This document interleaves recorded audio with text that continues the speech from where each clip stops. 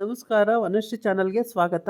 ತಂದಾಯಿತು, ಬನ್ನಿ ಇವತ್ತು ಮರ್ಯಾದೆ ರಾಮಣ್ಣ ಸೀರಿಯಲ್ಲು ಹೇಗೆ ಮೂವ್ ಆಗುತ್ತೆ, ಏನು ಸ್ಟೋರಿ ನೋಡೋಣ. ಅದಕ್ಕಿಂತ ಮುಂಚೆ ನನ್ನ ಚಾನಲ್ಗೆ ಸಬ್ಸ್ಕ್ರೈಬ್ ಮಾಡಿಲ್ಲ ಅಂದರೆ ದಯವಿಟ್ಟು ಸಬ್ಸ್ಕ್ರೈಬ್ ಮಾಡ್ಕೊಳ್ಳಿ, ಹಾಗೆ ಒಂದು ಲೈಕ್ ಕೊಡಿ. ಇವತ್ತು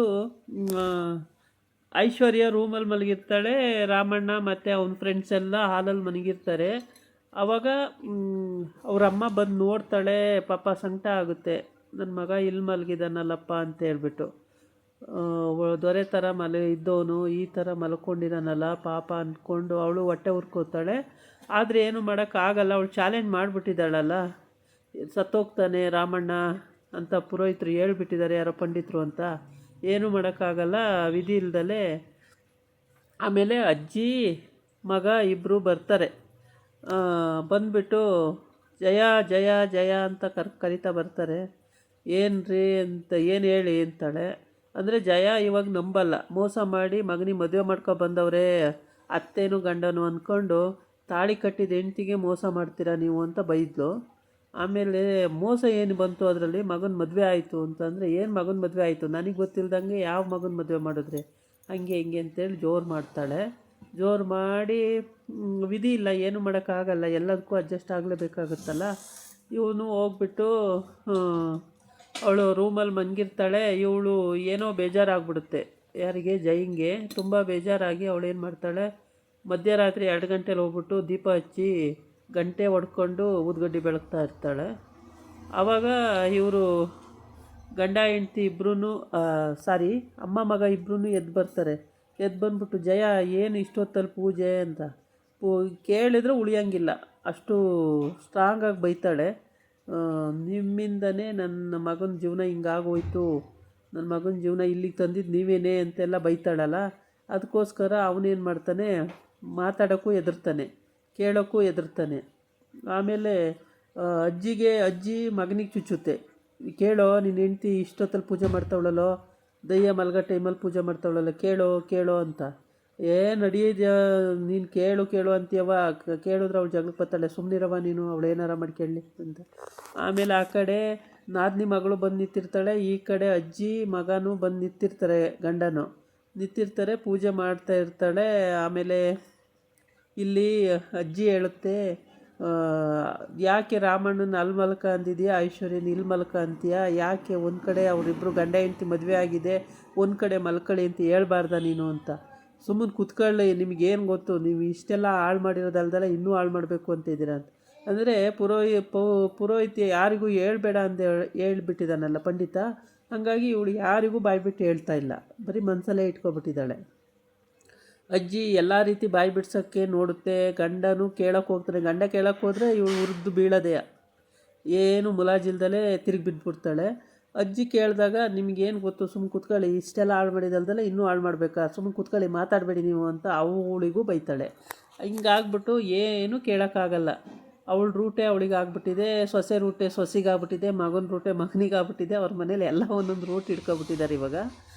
ಇಟ್ಕೊಂಡು ಏನೂ ಮಾಡೋಕ್ಕಾಗ್ತಾಯಿಲ್ಲ. ಅಲ್ಲ ಕಣೋ, ನೀನಾರು ಹೇಳೋದಲ್ವೇನೋ ನಿನ್ನ ಹೆಂಡ್ತಿಗೆ ಅಂತ ಅಜ್ಜಿ ಕೇಳುತ್ತೆ.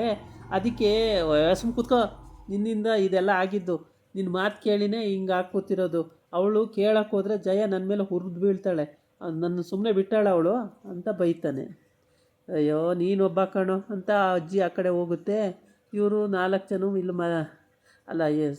ಜಯ ಮತ್ತು ಜಯನ ಗಂಡ ಮಲಗಿರ್ತಾರೆ.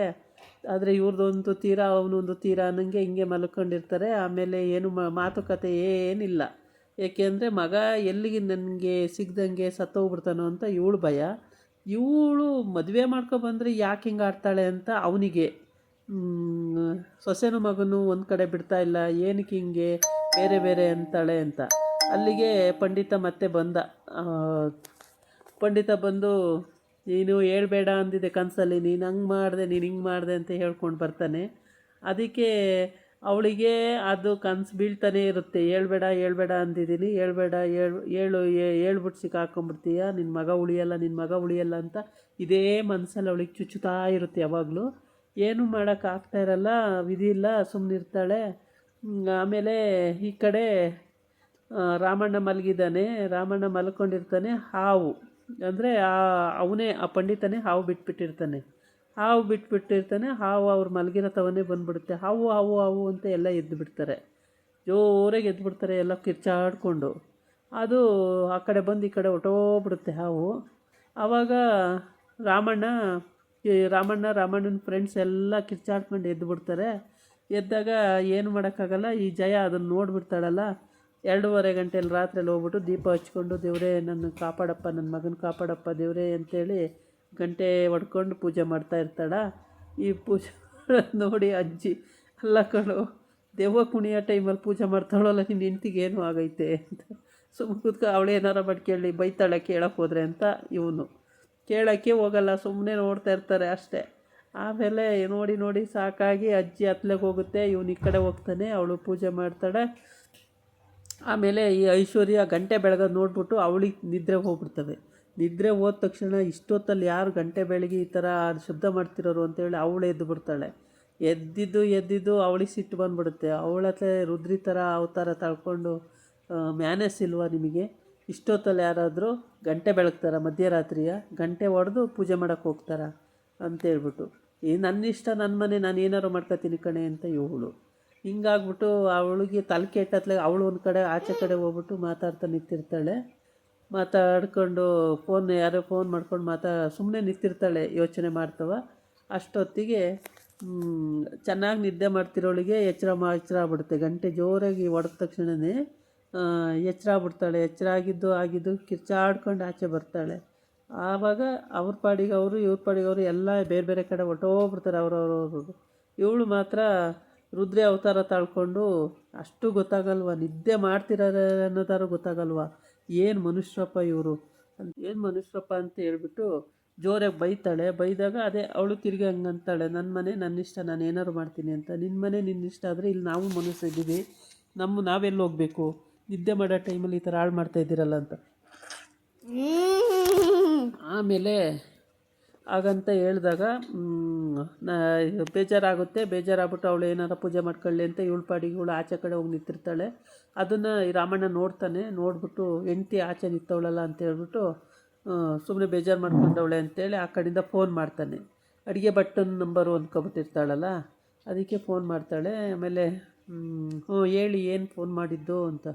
ಅಲ್ಲ, ಹೊರಗಡೆ ನಿಂತ್ಕೊಂಡು ಏನು ಮಾಡ್ತಾಯಿದ್ದೀರಾ, ಸುಮ್ಮನೆ ಬಂದು ಮಲ್ಕೋಬಾರ್ದೆ ಅಂತ.